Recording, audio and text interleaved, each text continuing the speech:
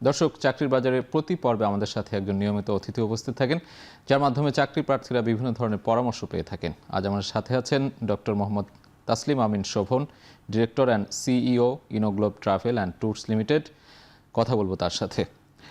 শোভন ভাই, আপনাকে স্বাগত আমাদের এই আয়োজনে। আপনি ট্যুরস অ্যাসোসিয়েশন অফ বাংলাদেশেরও একটি গুরুত্বপূর্ণ পদে রয়েছেন। আমরা আজকে পর্যটন খাত নিয়ে কথা বলতে চাই। পর্যটন খাতের বর্তমান অবস্থা কেমন দেখছেন বাংলাদেশে, এবং কর্মসংস্থান সৃষ্টিতে এই যে ট্যুরিজম সেক্টর কি ভূমিকা রাখছে?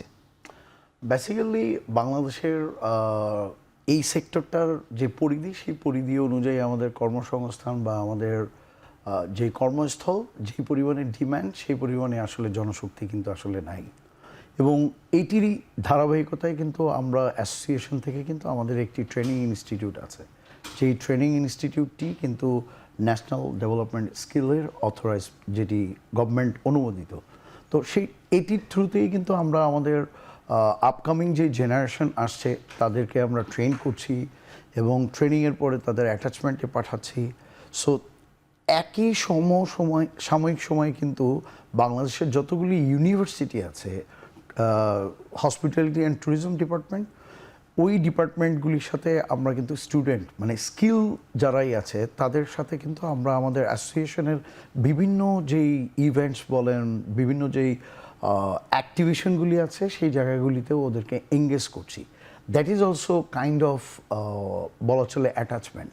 এবং আমরা কিন্তু প্রত্যেকটা ইউনিভার্সিটি ডিপার্টমেন্টের সাথে এইভাবে কথা বলছি যে যখনই তারা তাদের পড়াশোনা শেষ করবে তখন তাদের কর্মস্থলের বা চাকরির ব্যবস্থা আমরা করে দেব। রাইট।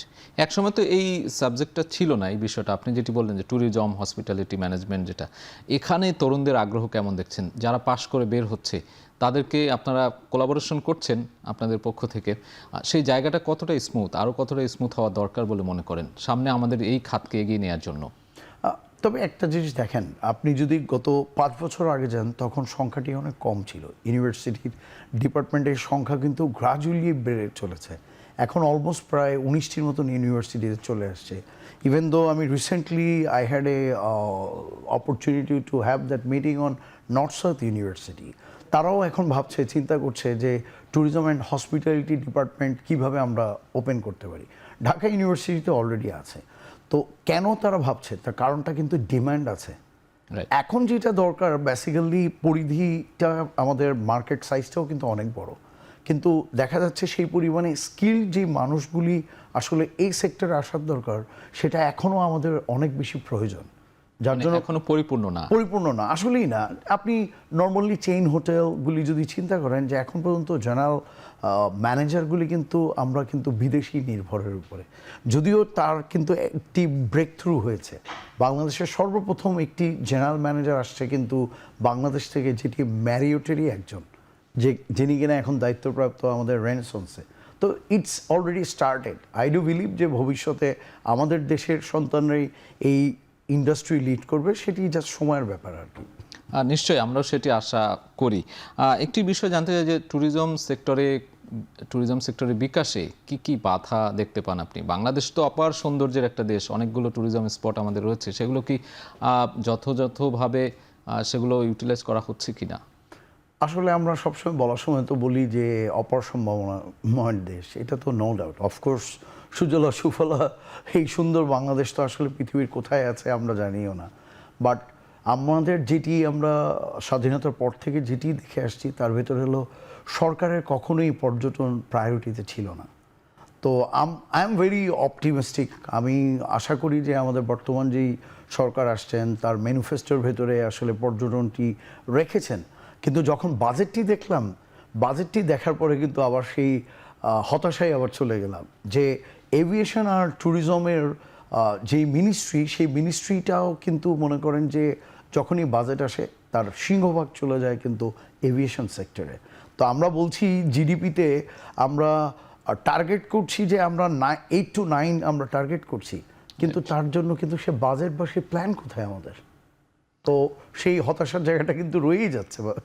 তার মানে এই ট্যুরিজম খাতের সুরক্ষা বা নিরাপত্তায় বাজেট আরো বাড়ানো দরকার। অবশ্যই, নো ডাউট। আপনাদের পক্ষ থেকে আপনারা কি কি করছেন? ট্যুরস অ্যাসোসিয়েশন, আমরা ট্যুর অপারেটর অ্যাসোসিয়েশন থেকে আমরা কি করছি? আপনি আজকে যদি বাংলাদেশের পর্যটনের আপনি যত ইনফ্রাস্ট্রাকচার বলেন, যাবতীয় যা কিছুই দেখেন, আপনি কর্মস্থল দেখেন যে কত পরিমাণে মানুষ বা এই ইন্ডাস্ট্রির সাথে ইনভলভ, তার more than 95% from private sector. আজকে হোটেল বলেন, ইভেন দো এয়ারলাইন্স বলেন, ইভেন দো আজকে কর্মসংস্থান, ইয়াং জেনারেশনের যে মুভমেন্ট বলেন, নেক্সট জেনারেশন দেখেন যেভাবে স্বতঃস্ফূর্তভাবে কোভিডের পরে তাদের ইনভেস্টমেন্ট করে যে ইনফ্রাস্ট্রাকচার ডেভেলপ করেছেন, আমরা তাদেরকে সাপোর্ট করছি, তাদেরকে গাইডলাইন দিচ্ছি, রুলস গভর্নমেন্টের সাথে সেই ফ্যাসিলিটেশনগুলি আমরা কিভাবে তৈরি করতে পারি সেই জায়গাগুলিতে আমরা চেষ্টা করছি কাজ করব। কিছু অনিয়মতান্ত্রিকভাবে হচ্ছে, সেগুলি আমরা সরকারের সাথে কিভাবে এটা রুলস অ্যান্ড রেজুলেশনের ভিতরে এনে আমরা করতে পারি এবং ভালোভাবে করা সম্ভব সেই জায়গাগুলিতে কাজ। অন্যান্য দেশের সাথে আমাদের পার্থক্যটা কোথায় দেখেন? পার্থক্য তো অনেক, আপনি শুরুতেই তো বললাম, যেমন মনে করেন আমি মনে করি যেটি একটি দেশের সরকারের পর্যটন যদি প্রায়োরিটিতে না থাকে তাহলে তো আসলে পর্যটনকে কিভাবে আমরা এগিয়ে নিয়ে যাব। আমার ডোমেস্টিক না হচ্ছে, করোনার পরে দেখা যাচ্ছে যে আমার ডোমেস্টিক মুভমেন্ট বেড়েছে, কিন্তু আমার ফরেন ট্যুরিস্ট যেটি সব থেকে ইম্পর্টেন্ট দরকার, যে আমার ইনবাউন্ড ট্যুরিজমটা কি। তো ইনবাউন্ড ট্যুরিজমের ক্ষেত্রে গ্লোবালি আমরা খুব বেশি দূরে যাওয়ার দরকার নেই। আমার গণ অভ্যুত্থান কিন্তু নেপালে হয়েছে, আমার গণ অভ্যুত্থান দেখা যাচ্ছে যে শ্রীলঙ্কাতে হলো, কিন্তু আপনি দেখেন যে এত বড় একটা ডিজাস্টারের পরে গভর্নমেন্ট বিকাম মোর এগ্রেসিভ, তারা কিন্তু ঘুরে দাঁড়িয়েছে, আমরা কিন্তু পারিনি। এক্স্যাক্টলি, তার কারণ হচ্ছিল ওই দেশের সরকার প্রধানের প্রায়োরিটিতে রেখেছে ইনবাউন্ড ট্যুরিজম, এবং দেশের অর্থনীতি ঘুরবার জন্য আপনি দেখা যাচ্ছে আরএমজি সেক্টরকে আমরা সবসময় প্রায়োরিটি দিচ্ছি, কিন্তু একটি জিনিস চিন্তা করে দেখেন, আরএমজি সেক্টরের আমরা যেই রেমিটেন্স আর্ন করি তার সিংহভাগ চলে যায় এক্সপোর্টে, রাইট? আমরা তো আমাদের পর্যটন শিল্পের বিকাশ বা সমস্যা সেই বিষয়গুলো নিয়ে কথা বলছিলাম। আপনি টোয়াবের গুরুত্বপূর্ণ দায়িত্বে আছেন, সামনে টোয়াবের নির্বাচনও আছে আমরা জানি। তো এই দায়িত্বগুলো যে অবস্থায় আছেন এখন, আপনারা দায়িত্ব পেলে নতুন করে বাংলাদেশের পর্যটনের বিকাশে কি ভূমিকা রাখবেন বা কি করতে চান? একটি বিষয় হলো যে দেখেন, আজকে আমাদের অ্যাসোসিয়েশনের সৃষ্টি রেজিস্টার যাই বলেন অলমোস্ট 40 ইয়ার্স, কিন্তু এর যে কর্মকাণ্ড বা যে দায়িত্বগুলি ছিল, আমরা আসলে ইন্ডাস্ট্রির জন্য যেটি করবার অনেক বেশি দরকার সেই জায়গাগুলিতে আসলে সঠিকভাবে আমরা কাজ করতে পারিনি। বিশেষ করে বেশ গত কয়েক বছরের চিত্র যদি ধরি, ওভারঅল দেশের সিচুয়েশন বলেন সব কিছু মিলিয়ে। বাট আমি যদি নির্বাচিত হই তাহলে আমার সর্বপ্রথম যেটি আমি বলতে চাই সেটি হলো যে অবশ্যই আমাদের গভর্নমেন্টের সাথে যেই সম্পর্ক ডেভেলপ করার দরকার, আমাদের আসলে সেই জায়গাটিতে খুবই চমৎকারভাবে আমাদের যেই ইন্ডাস্ট্রি ক্রাইসিস বা যেই ডিমান্ডগুলি আছে সেগুলি কিভাবে আমরা নেগোশিয়েট করতে পারি সরকারের সাথে, সেটি করাটা খুবই জরুরি। অনিয়মতান্ত্রিক অনেক কিছু হচ্ছে যেটা গভর্নমেন্ট বা আমাদের ডোমেস্টিকের যেই জায়গাগুলিতে, সেই জায়গাগুলির ক্ষেত্রে আমাদের আসলে প্রান্তিক যেই জায়গাগুলি সেই জায়গাগুলিতে আসলে গুছিয়ে আনাটা খুব জরুরি। তার সাথে হচ্ছে হলো আমরা ব্যাংকিং সেক্টরে আসলে আমরা দেখা যায় যে নতুন যারা ব্যবসায় আসছে, যে তরুণ প্রজন্ম বা আমাদের এই ইন্ডাস্ট্রির অনেকেই ব্যাংকিং খাতে কিন্তু আমরা কোনো রকম সহযোগিতা পাই না। কিন্তু কেন পাই না?